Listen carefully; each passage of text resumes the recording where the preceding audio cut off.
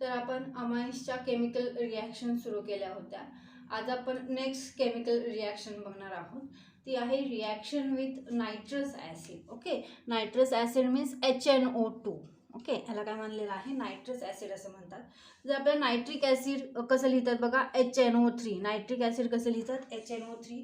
हे काय आहे, नायट्रिक ॲसिड आहे.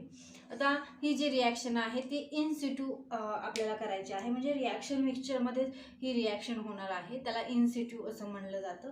आता मी इथे जनरल एक्झाम्पल घेते म्हणजे तुमच्या लक्षात येईल, आणि रिॲक्शन घेतच मी तुम्हाला तिथे एक्सप्लेन करते.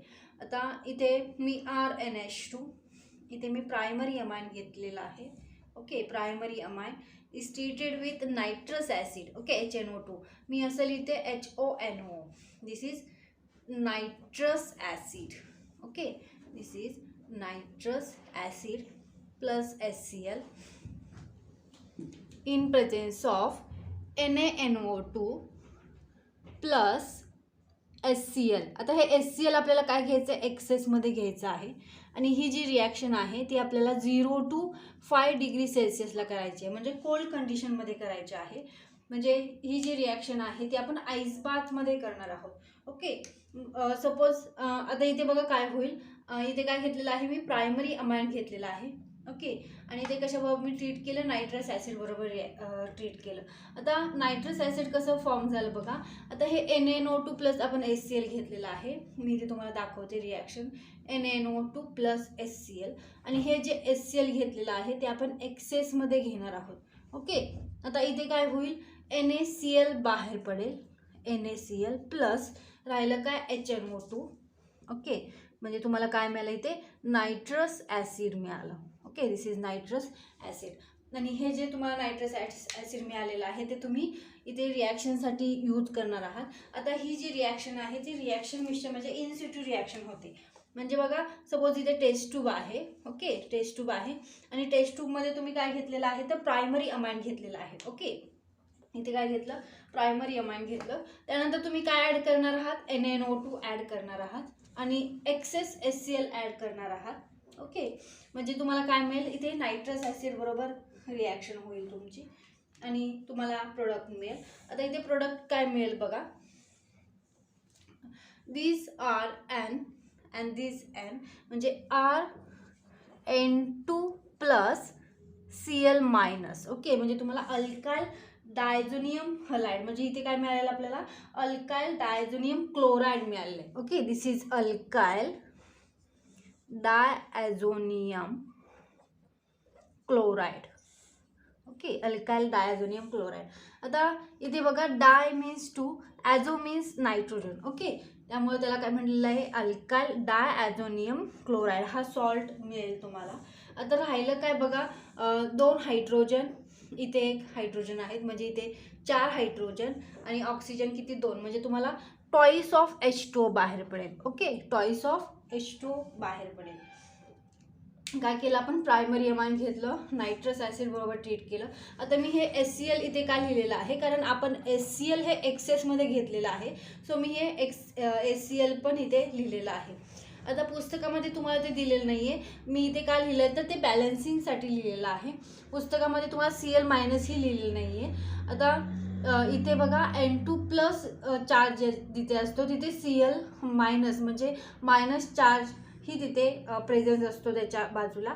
ओके, सो मी तिथे Cl मायनस असं लिहिलेलं आहे, म्हणजे तुम्हाला अल्काइल डायझोनियम क्लोराइड किंवा हलाइड मिळालं. ओके, अल्काइल डायझोनियम क्लोराइड हा प्रोडक्ट मिळाला तुम्हाला.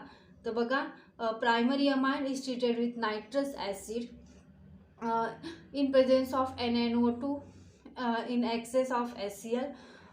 इथे 0 to 5 डिग्री सेल्सिअसला काय करायचं, तुम्ही टेम्परेचर यूज करायचं, म्हणजे कोल्ड कंडिशनमध्ये ही रिॲक्शन करायची आहे. ओके, म्हणजे तुम्ही ही रिॲक्शन आईस बाथमध्ये करणार आहात. तर नेक्स्ट स्टेपमध्ये काय होणार बघा, हे जे तुम्हाला अल्काइल डायझोनियम क्लोराइड हा जो प्रोडक्ट मिळालेला आहे बघा, मी इथे घेते RN2 plus Cl minus. Okay, this is alkyl diazonium chloride. Okay, plus HOH. OH म्हणजे वॉटर बरोबर तुम्ही याची रिॲक्शन करणार आहात। आता वॉटर बरोबर जर रिॲक्शन केली तर तुम्हाला माहिती आहे OH वरती पार्शली निगेटिव्ह चार्ज आणि हायड्रोजनवरती पार्शली पॉझिटिव्ह चार्ज असतो। So this HNCl remove in the form of HCl। Okay, HCl बाहेर पडेल। आता हा जो N2 आहे तो काय करेल, इथे बॉन्ड ब्रेक होईल।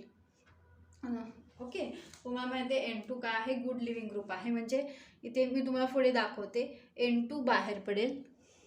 ओके, N2 गॅस बाहेर पडेल, प्लस राहिलं काय आता R। ओके, म्हणजे इथे अल्काइल ग्रुपवरती कार्बनवरती पॉझिटिव्ह चार्ज आहे आणि OH मायनस म्हणजे ROH, तुम्हाला काय मिळेल इथे अल्कोहोल मिळेल। दिस इज अल्कोहोल।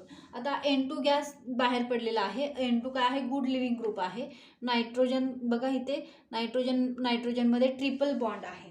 ओके, म्हणजे नायट्रोजनमध्ये जर ट्रिपल बॉन्ड असेल तर त्याची बॉन्ड एन्थाल्पी काय असते, जास्त असते। ओके, तो स्टेबल असतो। ओके, तो काय होत असतो, स्टेबल असतो आणि स्टेबल होण्यासाठी इथे तो बॉन्ड ब्रेक करेल आणि स्टेबल होईल आणि N2 काय होईल, N2 लिबरेट होईल। ओके, आता हे जे अल्काइल डायझोनियम क्लोराईड घेतलेलं आहे ते तुम्ही तो वॉटर बरोबर रिॲक्शन करणार आहात आणि तुम्हाला इथे अल्कोहोल मिळेल, N2 गॅस लिबरेट होईल आणि HCl मिळेल। ठीक आहे, आता आपण स्पेसिफिक एक्झाम्पल बघूया एक।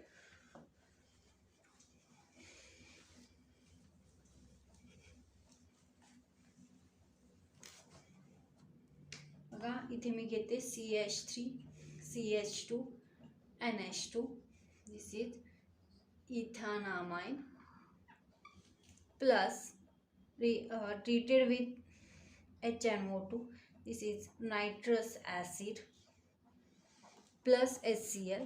ओके, हे एक्सेसमध्ये आपण घेणार आहोत। आता इथे काय कशाबरोबर रिॲक्शन होणार आहे, NaNO2 प्लस HCl, हे आपण एक्सेसमध्ये घ्यायचं आहे आणि ही जी रिॲक्शन आहे ती इन सिटू रिॲक्शन होणार आहे। म्हणजे तुम्ही टेस्ट ट्यूबमध्ये प्रायमरी अमाइन घेतल्यानंतर तुम्ही काय टाकणार आहात, त्याच्यामध्ये NaNO2 टाकणार आहात आणि एक्सेस HCl ॲड करणार आहात, तुम्हाला नायट्रस ॲसिड मिळेल।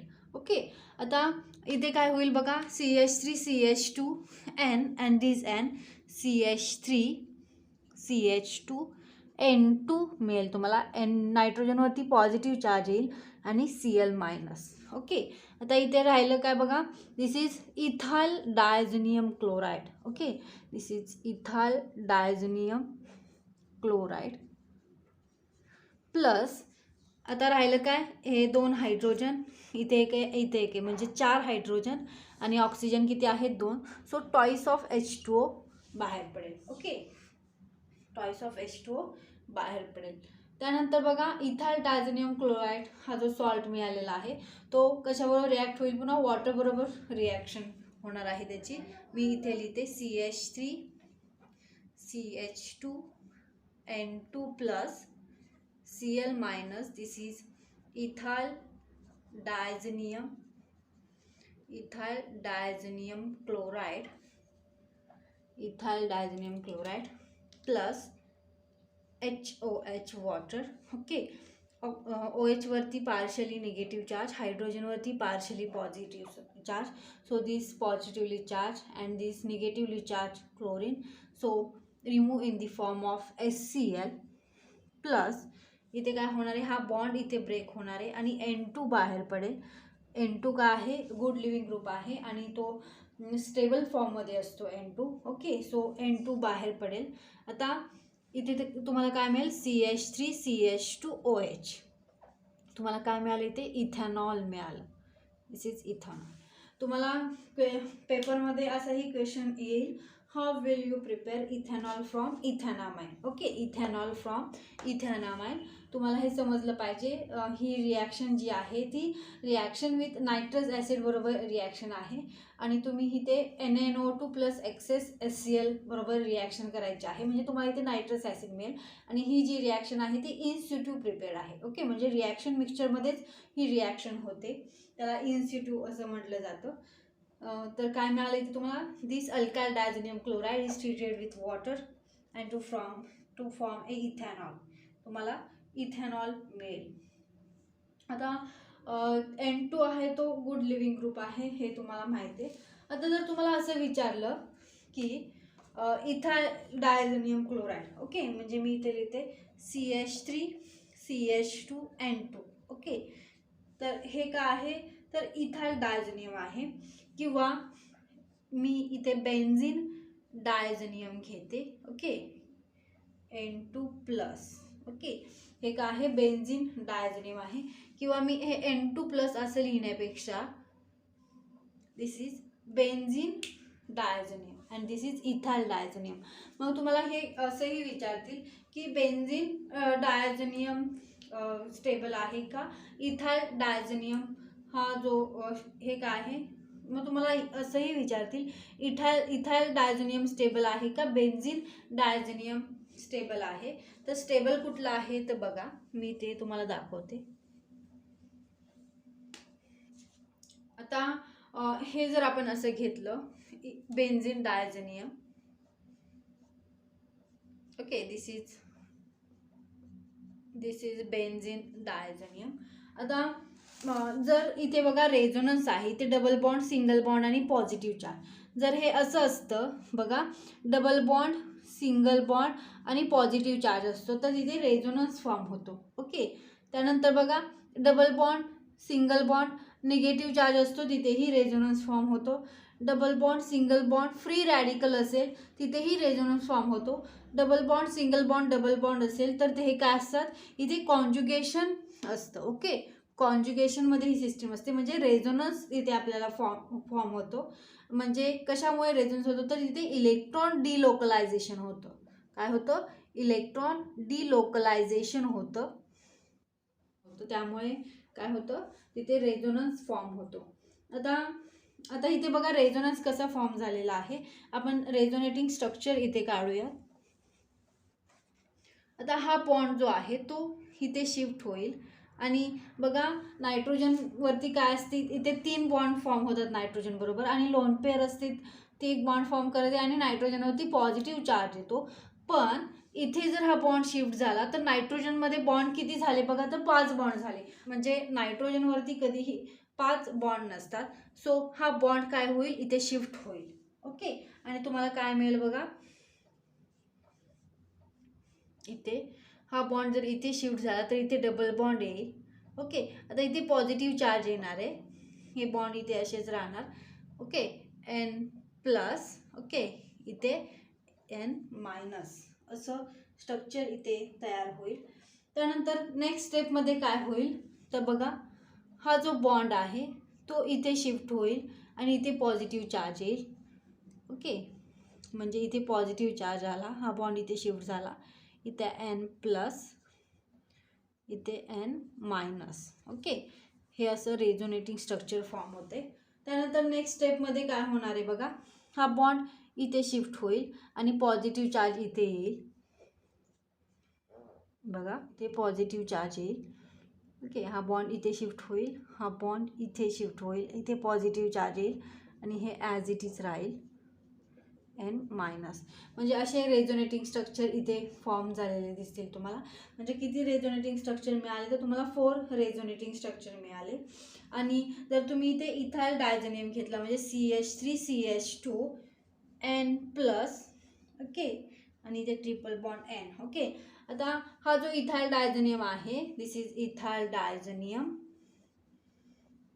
डायझोनियम. हा जो आहे तो काय आहे, लेस स्टेबल आहे. ओके, इथाइल डायझोनियम आहे लेस स्टेबल आहे. बेन्झिन डायझोनियम आहे तो काय आहे, मोर स्टेबल आहे. का मोर स्टेबल आहे तर इथे रेझोनन्स फॉर्म होतोय, इथे रेझोनेटिंग स्ट्रक्चर तुम्हाला मिळतात तर इलेक्ट्रॉनचं डिलोकलायझेशन होते, त्यामुळे इथे तुम्हाला रेझोनेटिंग स्ट्रक्चर मिळतात. आणि जेवढे जास्त रेझोनेटिंग स्ट्रक्चर असतील तेवढी त्या सिस्टीमला स्टॅबिलिटी असेल, आणि स्टॅबिलिटी असेल म्हणजे हे काय असेल, बेन्झिन डायझोनियम हे मोर स्टेबल असेल दॅन इथाइल डायझोनियम. इथे बघा रेझोनेटिंग स्ट्रक्चरचा प्रश्नच येत नाही. सो इथाइल डायझोनियम आहे ते काय आहे, लेस स्टेबल आहे दॅन बेन्झिन डायझोनियम. मग तुम्हाला MCQला क्वेश्चन असाही विचारला जाईल की which is the most stable structure. Okay, आणि तुम्हाला स्ट्रक्चर खाली ऑप्शन देतील, इथाइल डायझोनियम देतील, बेन्झिन डायझोनियम देतील. ओके, अजून काही देतील, तर तुम्हाला ऑप्शन देतील 4.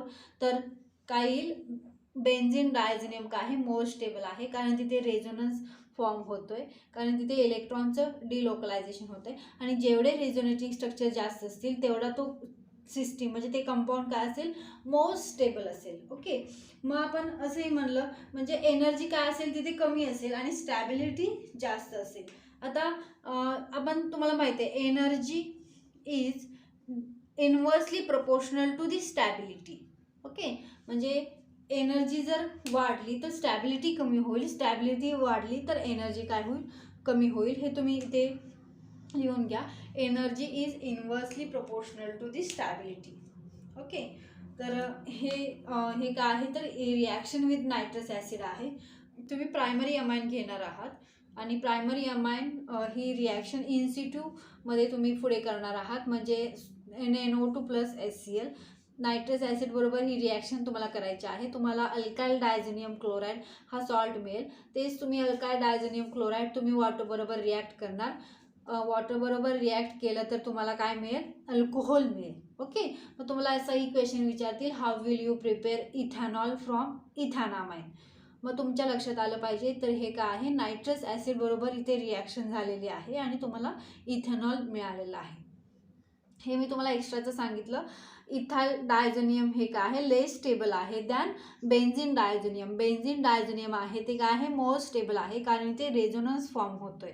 ओके, आणि हे फक्त तुम्ही लक्षात ठेवा, energy is universally proportional to the stability. हे तुम्हाला CETलाही विचारू शकतात. ठीक आहे, हे एक्स्ट्रा तुम्हाला माहीत असावं म्हणून सांगितलेलं आहे. रेझोनेटिंग स्ट्रक्चर हे अशा प्रकारे इथे फॉर्म होतील. ठीक आहे, म्हणजे नायट्रोजन जो आहे तो 5 बॉन्ड कधीही फॉर्म करू शकत नाही. ओके, सो हा बॉन्ड काय होईल, या नायट्रोजनवरती शिफ्ट होईल आणि याच्यावरती काय येईल, निगेटिव्ह चार्ज येईल. ओके, तर इथे आपण थांबूयात. नेक्स्ट जी केमिकल रिॲक्शन आहे ती आपण नेक्स्ट व्हिडिओमध्ये बघूया. थँक्यू.